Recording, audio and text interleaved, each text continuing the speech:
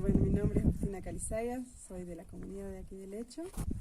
Bueno, yo les voy a hablar del tema de la siembra del zapallo, la cebolla y bueno, el zapallito y la papa, también de la zanahoria. Bueno, el zapallo yo le siembro en septiembre junto con el maíz y le echo en el surco del maíz.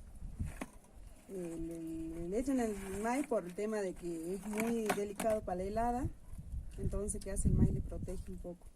Hay algunos que, bueno, se hela. Y ahí a donde levanto esto. Y la cebolla, compro los plantines en la Manca Fiesta y lo vengo a plantar aquí en un rastrojo. Bueno, la tierra la tengo bien abonada con abono de oveja y le planto.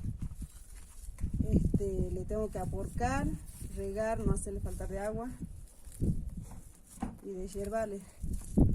El zapallito lo mismo, el zapallito se necesita mucha agua, también este año dio lindo. También de la papa, que dio, este año por lo menos no nos podemos quejar, que dio toda la verdura, no la agarró la helada ni granizo. También con la zanahoria, levantamos bien, las zanahorias son grandes y eso es lo que hago.